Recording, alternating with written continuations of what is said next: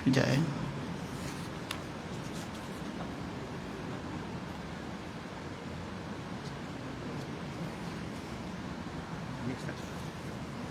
Fasul Khamis. Sebelum tak apa? Sebelum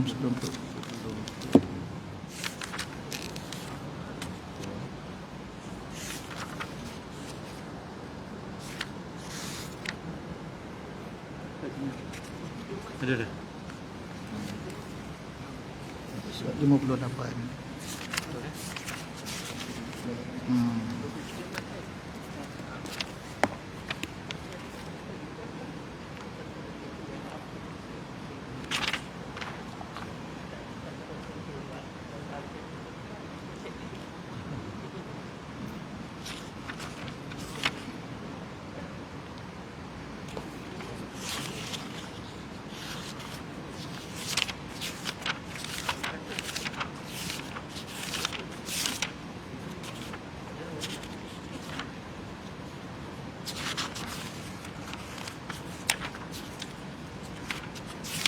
Sekejap.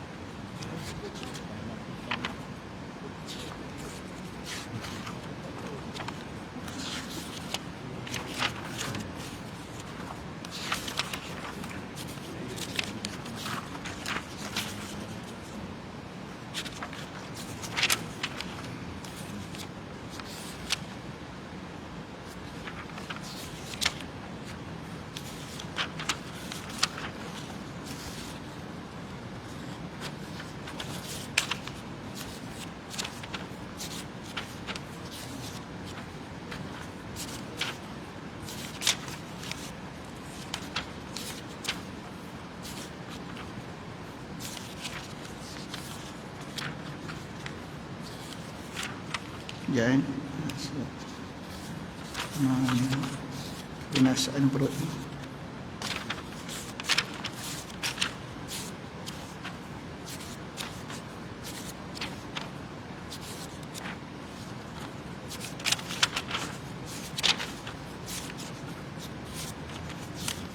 Bahasat mana?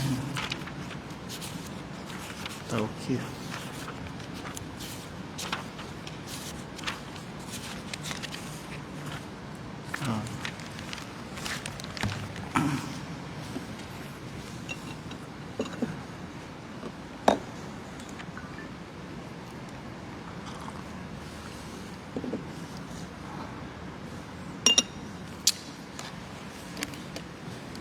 أعوذ بالله من الشيطان الرجيم بسم الله الرحمن الرحيم الحمد لله رب العالمين حمدا يوافي سلطانك اللهم صل على سيدنا محمد طب القلوب ودوائها وعافية الأبدان وشفائها ونور الأبصار وضيائها وعلى آله وصحبه وبارك وسلم والحمد لله رب العالمين. Assalamualaikum warahmatullahi wabarakatuh. Alhamdulillah wa syukrulillah ala ni'matil iman wal islam wa kafa bihi man ni'mah. Wassalatu wassalamu ala asyrafil anbiya'i wal mursalin sayyidina maulana Muhammad wa ala alihi washabbihi ajma'in, amma ba'd. Bersyukur pada Allah Subhanahu wa taala yang masih mengizinkan kita ini di dalam hadir majlis ilmu, yang mana majlis ilmu itu adalah seperti taman-taman syurga.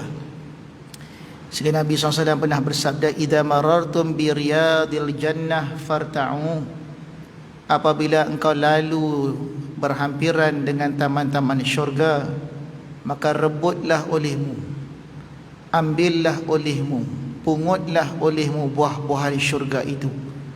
Maka sahabat-sahabat menjadi pelik dan bertanya kepada Nabi sallallahu alaihi wasallam, ma makna riyadul jannah, hai Muhammad, hai ya Rasulullah, adakah taman syurga yang ada di dunia ini? Rasulullah menyatakan, yang dimaksudkan taman syurga itu halaqatul zikri, ai bermakna majlisul ilmi. Dimaksudkan dengan taman syurga itu adalah halaqah zikir dengan makna majlis ilmu. Jadi kita kena rasa macam kita duduk dalam syurga, sedang petik buah-buahan ilmu yang disampaikan. Terutama kitab yang kita baca ni adalah kitab Imam Ghazali rahimahullah ta'ala. Dipercayai setiap kali orang yang membacakan kitabnya ini dengan penuh kehadiran, maka kerohanian Imam Ghazali itu akan dirasai melalui kitabnya. Lebih-lebih lagi kitab Minhajul Abidin. Ini pada muka surat 58 merupakan antara karangan yang akhir dikarang oleh beliau. Al-faslul khamisu fil batni wal hifzihi. Kita dah masuk pada muka surat 58, bermula fasal yang kelima daripada 5 fasal. Jadi 5 fasal yang menceritakan 5 anggota. 5 anggota yang wajib kita pelihara supaya tidak terjatuh ke dalam maksiat. Yang pertama ainun, mata. Yang kedua udhunain, 2 telinga kita. Ya, yang ketiga lisan, lidah kita. Yang keempat qalbu, hati kita. Dan malam ni masuk al-khamisu yang kelima, perut kita. Ni 5 anggota ni, kalau kita boleh jaga, maka tertegaklah takwa dalam diri kita. Apa 5 perkara itu tuan-tuan? Yang pertama ain, mata. Mata nak jaga, pelihara pandangan mata itu supaya dipelihara Allah akan hati kita. Kerana mata ni sumber utama maksiat. Yang kedua udhunain, 2 telinga. Apa yang kita dengar, banyak sampah kita dengar, banyak sumpah seranah kita dengar, makin beratlah hati kita itu, makin busuklah hati kita itu. Hatta kalau orang mengumpat kita dengar pun, kita pun dapat dosa mengumpat tu sendiri, kerana telinga tak dijaga. Yang ketiga lisanun, lidah. Ucapan yang diucap itu juga mempengaruhi hati kita. Kadang-kadang kita tak perasan ucapan kita itu Allah murka, sehingga menjadikan hati kita keras dan tak mampu kita ni dalam nak mengerjakan ibadah di waktu malam kerana tidak menjaga kata-kata. Yang keempat qalbun, hati. Menjaga hati, memelihara daripada segala penyakit hati, hasad, dengki, ghadab, marah pada takdir, dan banyak lagi. Dan malam ini kita masuk penjagaan yang kelima, iaitu pasal yang kelima pada menyatakan kebinasaan perut dan memelihara akan dia perut, yakni apa yang masuk dalam perut tu. Kemudian maka lazim atasmu, kata Imam Ghazali, maka lazimkan atas mana sungguh-sungguhlah oleh engkau dengan memelihara akan perut, menjaga perut daripada yang merosakkan fizikal perut dan batin perut. Maka bahwasanya dia perut terlebih segala anggota. Yang ni terlebih apa tu? Terlebih susah, terlebih payah, asyaku. Tambah sikit tuan-tuan, kalau terlebih apa tu? Terlebih susah daripada segala anggota dalam usaha nak membaikkan, nisbah nak membaikkan dia. Atas siapa? Atas orang mujtahid yang sungguh-sungguh nak berjalan pada Allah. Kenapa tuan-tuan? Kerana perut ni selera dia kat tekak. Tekak kita ni pula, dia nak pada yang lazat, yang sedap. Sehingga kadang-kadang berapa banyak benda-benda sedap dan manis itu yang masuk ke perut kita ni menyebabkan kebinasaan pada tubuh badan dan juga membuat kebinasaan kepada tubuh rohani. Macam mana makanan yang tak betul atau berlebihan merosakkan hati jasmani, maka makanan yang haram dan syubhat merosakkan hati nurani. Sama tak? Jadi Islam ni lagi detail lah. Kalau orang barat tu dia jaga makanan, dia jaga makan ni tak boleh, rosak nanti. Liver rosak, perut rosak, kena jaga makan. Orang Islam double. Dia jaga sudut jasmani, dia jaga sudut rohani pula lagi. Segala haram, segala syubhat.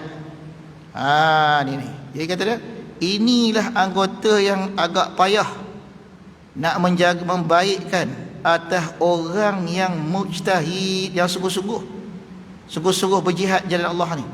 Dan terlebih banyak nisbah kelakuan dan pekerjaan. Nisbah kelakuan dan pekerjaan. Maknanya berat. Sibuk perut ni. Dan terlebih besarnya mudarat dan bekahnya, makna kesannya pada hati itu, tubuh kita. Kerana bahawasanya perut itu tempat keluar. Perut tu tempat keluar dan galian. Segala benda yang tertumpu situ. Dan daripadanya menggerak-gerak akan segala pekerjaan engkau, sekalian pekerjaan anggota yang lain, daripada nak kuat ataupun nak dhaif, nak lemah punca perut. Dan memeliharakan, sama ada dia ni nak termasuk orang yang memelihara, makna ifah, menjaga diri, ataupun dia nak jadi orang yang liar. Dan umpamanya maka lazimkanlah olehmu tiba-tiba ni, bila sebut dalam kitab ni makna jika begitu. Maksud tiba-tiba ni, jika begitu. Kalau kau dah fahamlah tentang peranan perut, jika begitu, kalau kau tahu, lazimlah dengan memeliharakan dia daripada yang haram dan yang syubhat. Kemudian memeliharakan pula daripada lebih-lebih yang halal. Jika ada bagimu bercita-cita, berazam, ada hemah di dalam nak ibadah bagi Allah Ta'ala. Jadi fokus kitab tasawuf ni bab haram dan bab syubhat. Fokus pada doktor itu kesihatan badan, kesihatan jantung, kesihatan paru-paru, juga berpunca makanan. Maka dia ada kaitan. Waktu Quran sebut kulu washrab wala tusrifun. Makan dan minumlah tapi jangan melampau. Jangan melebihi batas. Kerana apa yang kita makan akan mempengaruhi apa yang kita buat. Kalau pepatah orang putih itu, you are what you eat. Anda adalah apa yang anda makan. Maka selain daripada menjaga makan untuk kesihatan jasmani, kesihatan rohani nak jaga juga. Paling sensitif ni benda haram dan benda syubhat. Kadang benda ni tak nampak, kesannya pun tak nampak. Kesan yang paling besar sekali apabila kita termakan benda haram walaupun tak sengaja, malas ibadat.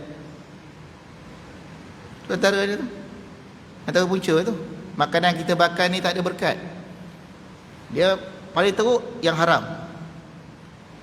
turun sikit yang syubhat, bawah lagi harus tapi tak berkat. Tiga macam makan ni nak jauh. Makanan haram, makanan syubhat, makanan tak ada berkat. Apa contoh makan tak berkat ni? Makan tak baca bismillah, makan dekat tempat-tempat majlis lara, makan kat kedai-kedai nyanyi karaoke. Makan tu harus, tapi environment yang kita duduk itu mempengaruhi apa kita makan. Lawan daripada itu, lawan daripada haram, syubhat dan tak berkat ni, makan yang halal, makan yang thayyibat, makan tempat yang ada barakah. Apa contoh makan tempat barakah ni? Makan dekat tempat-tempat majlis zikir atau majlis maulid. Makan tu berkat. Tok-tok guru dulu pantang dia orang kalau orang datang majlis maulid tak makan. Kerana makan tu ada kena mengena dengan majlis. Apa dia? Segala zikir, segala selawat yang kita buat tu dia masuk dalam makanan yang kita hidang tu. Itu rahsia dia. Jadi bila kita makan makanan tu, dia bukan makan saja tu. Bukan kita makan daging kambing tu kambing saja. Kambing serta barakah maulid tu masuk dalam perut. Lepas tu saya kalau orang buat majlis maulid ni, lepas tu makanan tak ada, yang ada bungkus. Tamak tuan-tuan, tu kurang sangat. Kerana tak faham kaitan antara majlis maulid yang dibuat atau majlis zikir ataupun majlis-majlis agama dengan apa yang dihidang. Dia ada kaitan. Orang sekarang dah tak, kerana nak jaga SOP sebagainya, lama-lama terhakis pula benda tu dah. Aduh, sedih pula kita tengok. Tok Guru tak bagi balik, tak makan jangan balik. Marah. Apa marah tak makannya pun. Kita dah dengar ceramah dia dah berzikir dah. Rupanya pada makanan tu ada barakah yang dia nak kita makan. Makanan tu kena buka. Biar masuk kat perut kita ni. Kalau boleh dalam majlis tu. Kalau kita tak tegur, kita tak terang benda ni, lama-lama budaya ni hilang. Jadi tuan-tuan peringat-peringatlah. Nak boleh dalam majlis tu buka tu bagi masuk zikir tu. Betul ke Ustaz, ada kena mengena ke apa yang dibaca dengan apa yang dengan makanan dimakan ni? Ada satu hadis Bukhari baru ni saya baca budak-budak ni. Menjadi amalan para sahabat ni, bila Nabi makan, mereka akan minta lebihan makan Nabi tu. Nabi makan, minta makan. Sayyidina Abu Bakar sebelah, orang Arab ni, baki ni, sahabat sebelah, Umar depan. Lepas Nabi makan, Umar kata, "Hai Rasulullah." Sayyidina Abu Bakar sebelah tu, bagilah sikit.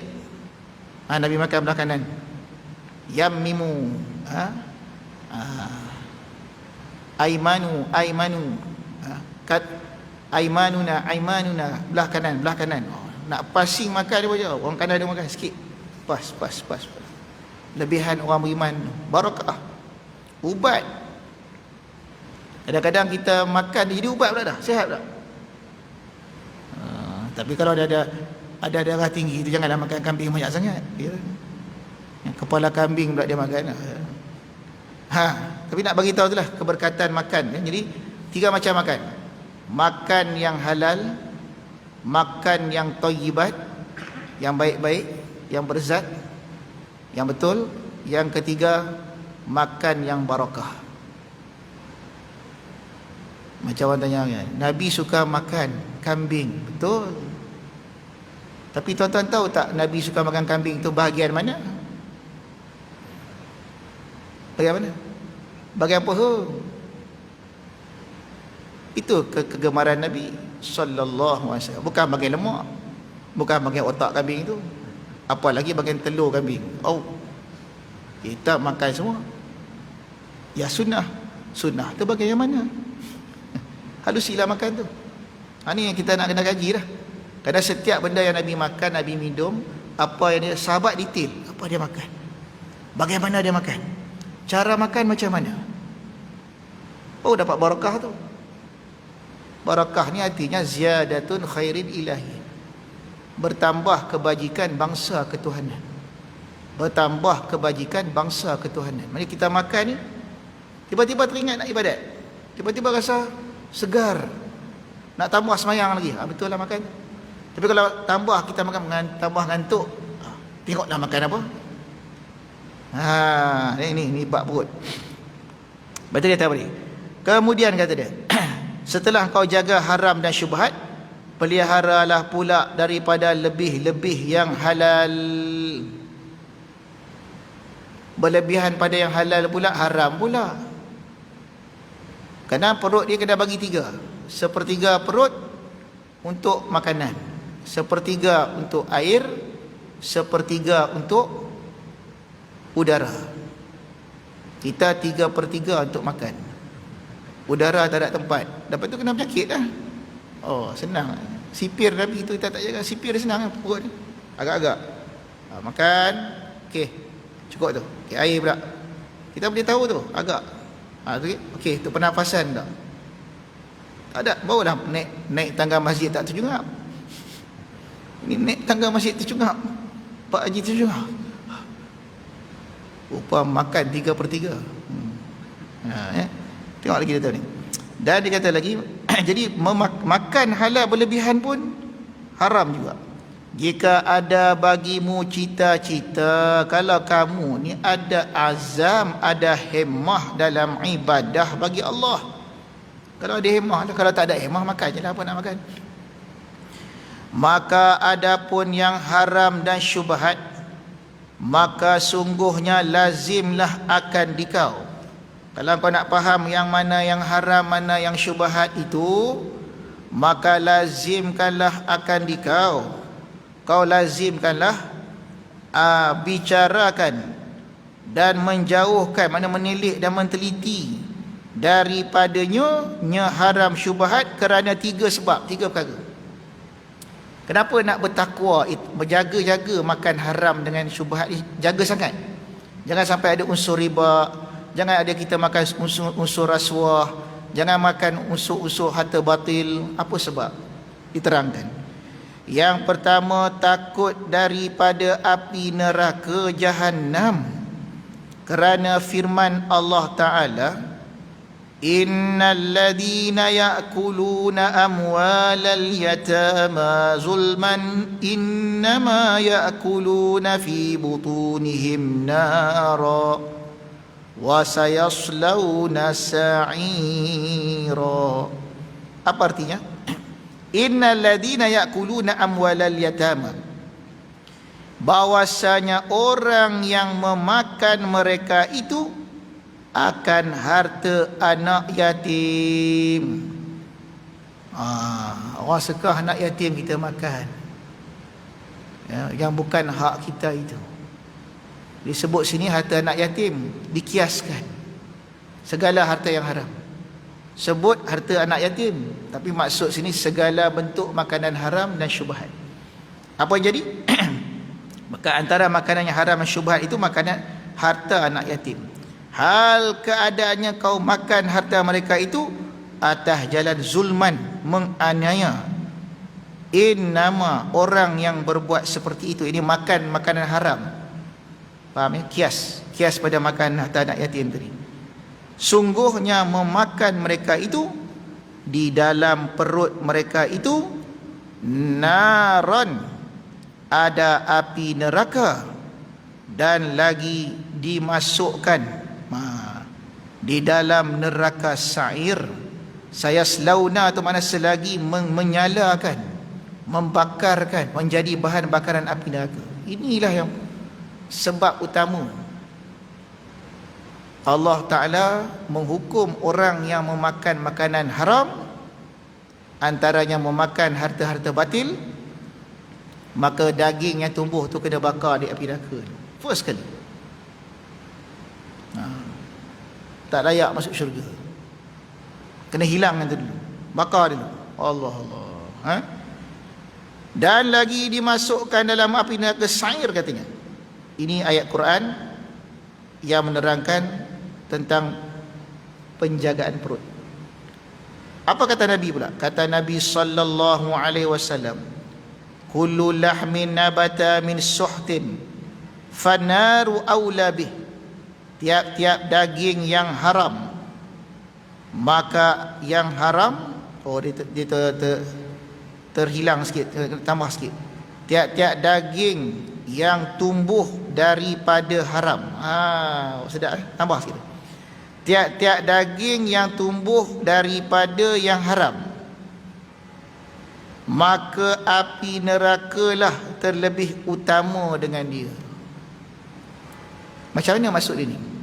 Kita makan makanan sumber haram, sumber riba, sumber itu, sumber ini. Apa kena dengan dagingnya? Kadang apa kita makan, 40 suap kita makan menjadi setitik darah, 40 titik darah menjadi seketul daging. Itu dia.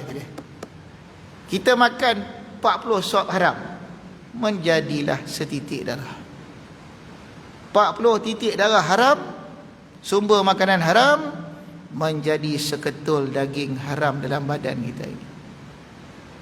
Seketul daging haram yang tumbuh di dalam badan kita itu, maka nerakalah yang lebih utama membakar daging itu. Jadi kalau kita buat kenduri, buat barbecue tu, jangan makan barbecue saja, tengok daging barbecue tu. Inilah dagingku yang bakal dibakar dalam api neraka kalau aku memakan yang haram. Oh, tak makan barbecue. Macam mana tuan-tuan kita ni? Berapa banyak benda haram kat dalam kita ni, benda syubhat ni. Sebab itu saya nak Abu Bakar radhiyallahu anhu, satu hari ada orang hantarkan dia susu. Dia pun minum susu, minum. Lepas tu dia tanya, ni susu datang dari mana ni? Susu pulang, kau dah minta izin tak? Lupa lah nak minta. Kau tak minta kat izin kat dia? Korek bagi muntah, bagi keluar balik. Padahal bukan sengaja pun. Kerana para sahabat sangat faham, tiap-tiap daging tumbuh daripada makanan haram, api neraka lebih utama dengannya. Tak sengaja tuan. Walaupun tak sengaja, tubuh badan daging yang tumbuh pada haram akan menyebabkan kemalasan dalam ibadah. Kena juga, kena getah. Kita tak sengaja makan, bukan kita niat. Tak apalah, tak dosa lah. Tapi kesan haram tu, kesan syubhat tu kena juga. Tu kena bawa balik rezeki kat ahli keluarga tu. Tengok, kita nak anak isteri kita taat, kita nak mereka ni jadi orang ahli syurga, kita masuk neraka pun tak apa. Kita bawa balik harta haram, beli daging, beli itu, beli ini, makan. Antara sumber harta haram apa dia tuan-tuan, yang orang tak perasan? Apa dia? Menjual harta wakaf. Apa hukum jual harta wakaf? Haram. Apa hukum pakai duit hasil jual benda wakaf? Haram. Apa jadi pada daging orang yang makan harta wakaf dia jual ni? Api neraka lah lebih aula tu. Kadang-kadang kita tengok tak faham juga. Masjid surau buat renovation, dibukakanlah kayu-kayu masjid lama, dibukakanlah atap masjid lama, jual. Walaupun tujuan duit itu untuk bangunkan masjid, duit haram. Tak ada yang kata halal. Lebih-lebih lagi duit itu buat masjid pula. Jangan. Tolong hancur masjid ni, berlubang masjid ni, tak barakah nanti. Kalau kita ada harta-harta wakaf, walaupun kayu buruk, bakar. Masih boleh pakai, hantar ke surau lain, hantar ke madrasah yang juga menjadi tempat orang menyumbang, supaya dibangunkan, supaya wakaf orang tu jalan lagi. Tak apalah, bagi. Jangan ambil duit, takut termakan sumber haram. Lepas tu kita ni kadang-kadang kita ingat yang haram ni arak, haram ni mencuri. Banyak lagi benda haram lain yang masyarakat kita kadang-kadang buat ringan, tak perasan kata sumber tu haram. Yang sedihnya yang buat tu yang Tok Haji juga pakai serban juga, tapi ilmunya kurang. Maka bila ilmunya kurang, jatuh kepada perkara-perkara haram tanpa disedari. Ini sebut dalam Al-Quranul Karim, ya.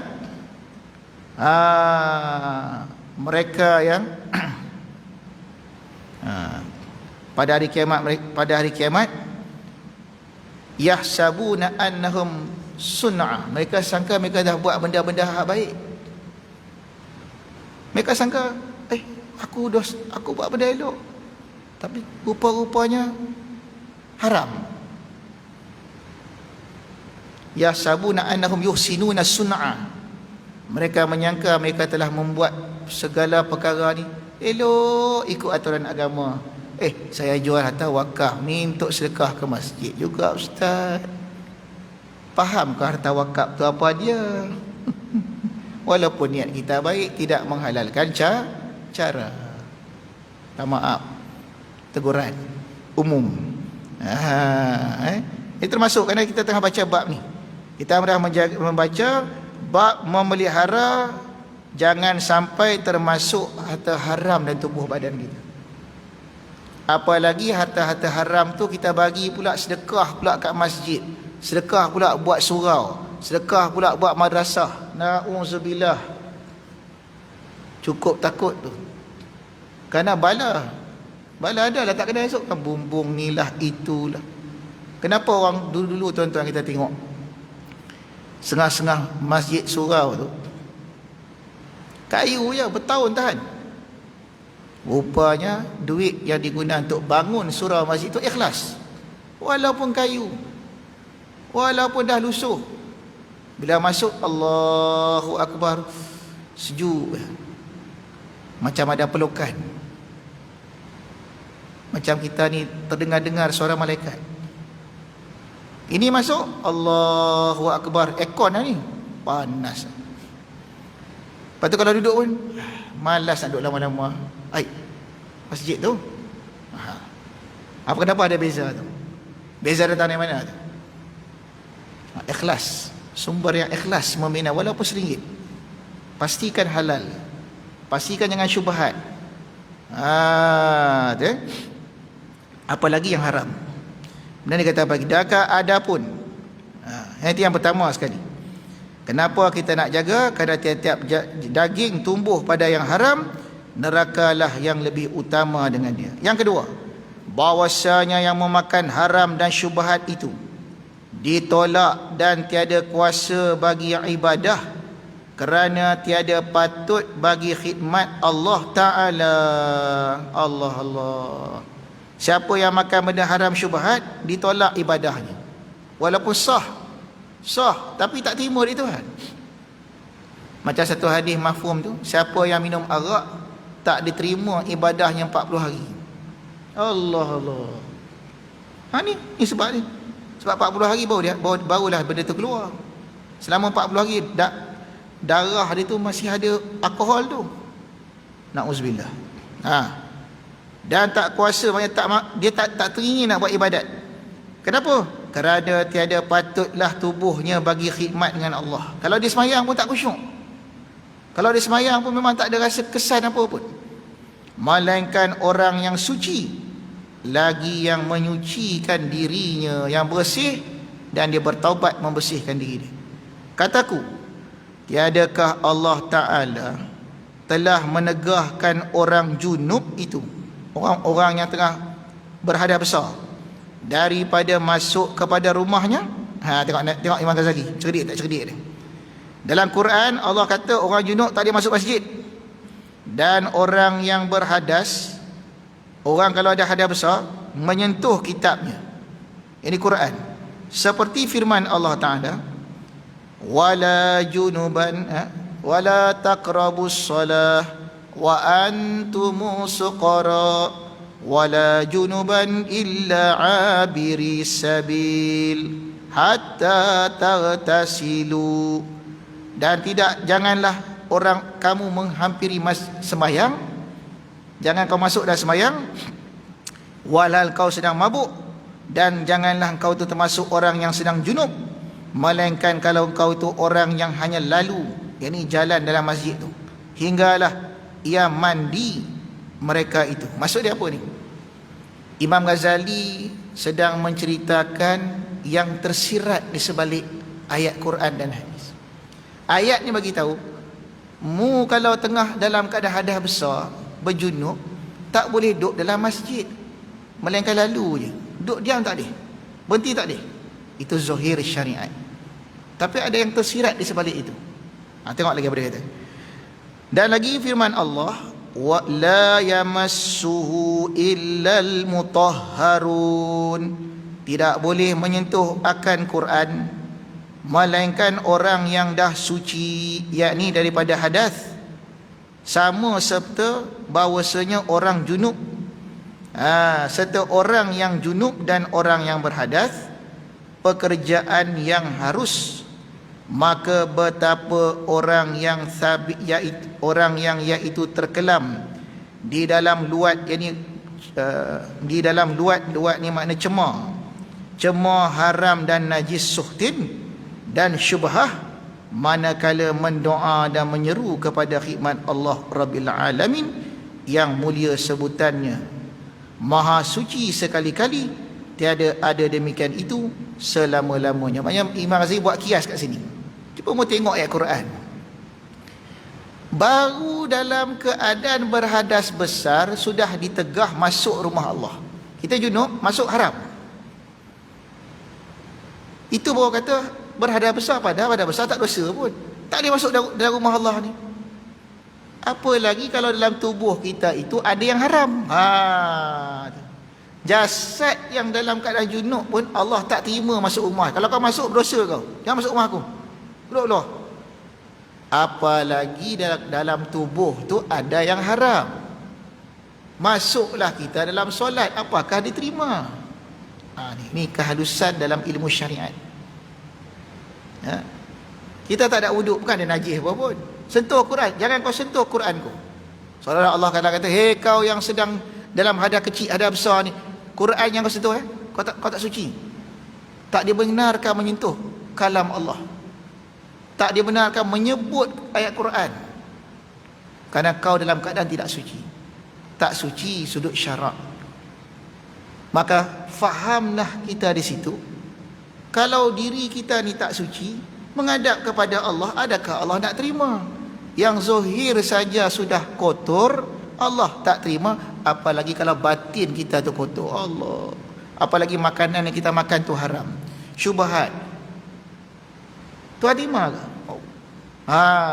Tu cara kita faham tu, cara kita memahami ayat itu. Nampak? Betul? Apakah lagi orang yang terkelam di dalam luat haram, cemarnya haram, dan najisnya suhtin, maknanya najisnya perkara benda-benda haram, makanan haram, dan syubhat, manakala dia nak berdoa, manakala dia nak menyeru kepada khidmatullah, khidmat pada Allah Rabbil Alamin yang mulia sebutannya, adakah akan diterima?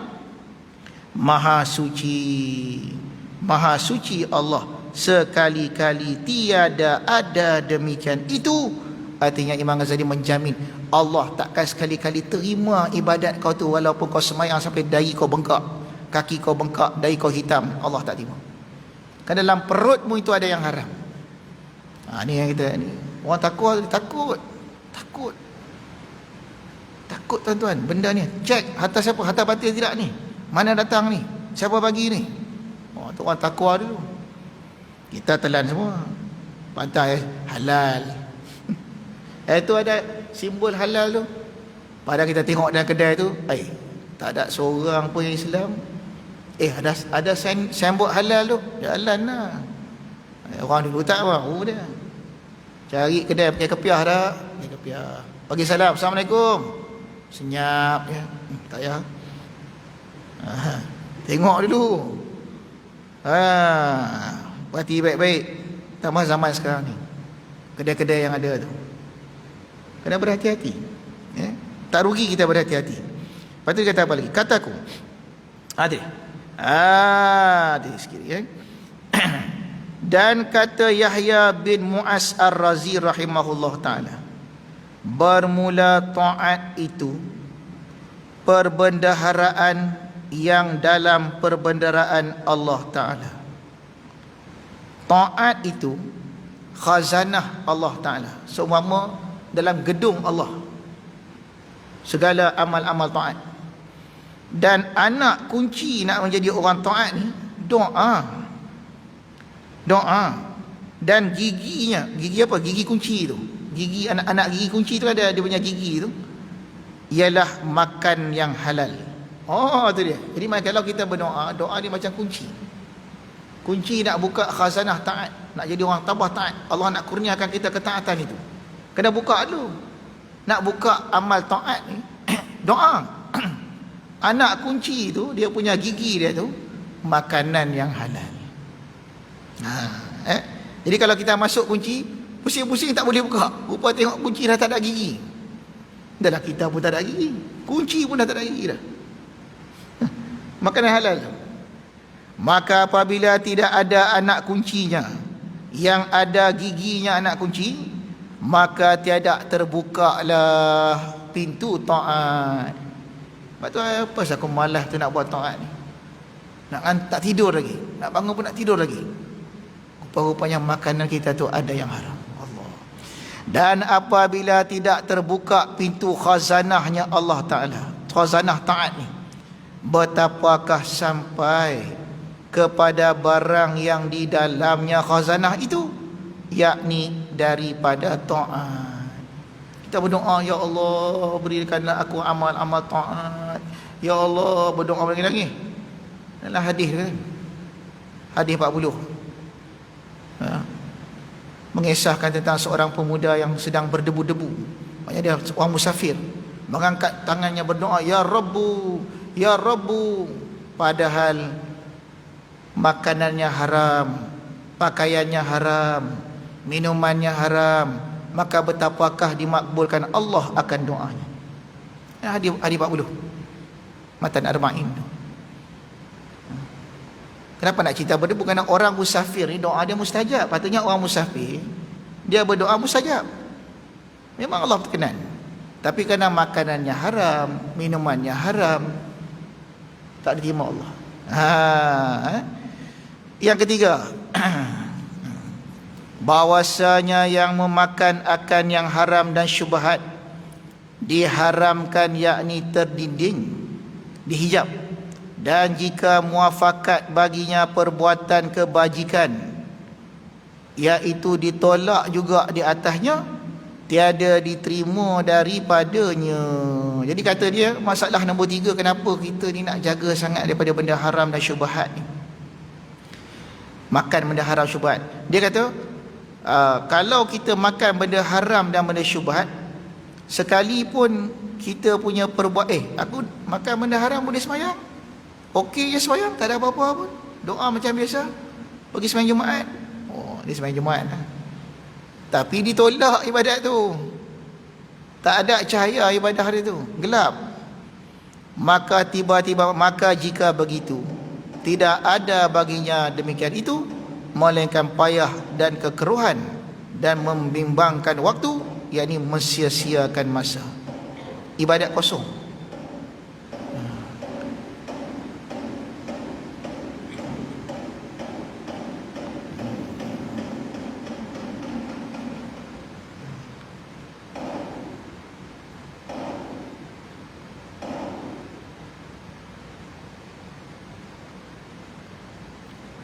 Sabda Nabi alaihi salatu wassalam, kam min qa'imin laisa lahu min qiyami illa sahru, wa kam min sha'imin laisa lahu min siyami illa al-ju' waz-zama. Berapa banyak orang berdiri semayang, rajin semayang, tapi kata Nabi, tidak ada baginya daripada berdirinya melainkan hanya penat berjaga, kekang mata. Dan berapa banyak orang yang puasa, tak dapat apa-apa daripada puasanya melainkan lapar dan dahaga jua. Ini hadis ni biasa kita dengar. Hadis ni menceritakan orang yang menegakkan agama, bersembahyang, berpuasa, tertegaklah zahir syariat, tapi isi dia ompong, kosong. Sembahyang tapi tak ada apa, tak terima dari Tuhan. Zahir je lah, nampak gah dah, sembahyang rajin, puasa rajin, tapi kosong. Apa sebab? Makan haram, minum haram, semua haram. Dan daripada Ibnu Abbas radhiyallahu anhu katanya, tiada diterima Allah semayang seorang sedangkan dalam perutnya itu ada yang haram, maka faham olehmu akan inilah, dan ada pun lebih-lebih yang halal. Wallahu a'lam. Mudah-mudahan apa yang kita dengar, apa yang kita faham daripada kitab ini menambah ketakwaan kita di usia senja kita ini. Bersungguh-sungguhlah kita beribadah menurut ilmu yang kita pelajari. Jauhilah yang haram dan syubhat, kerana ini akan bakal menarik kita masuk ke dalam api neraka. Amin ya rabbal alamin. Alhamdulillah rabbil alamin. Hamdan yuwa bi sultani wa bi ni'ami qulubana wasta'mil asrarana واشغل بالاعتبار. الحمد لله رب العالمين. اللهم صل على سيدنا محمد النبي الأمي وعلى آله وصحبه وسلم. اللهم صل على سيدنا محمد النبي الأمي وعلى آله وصحبه وسلم. تقبل الله منكم.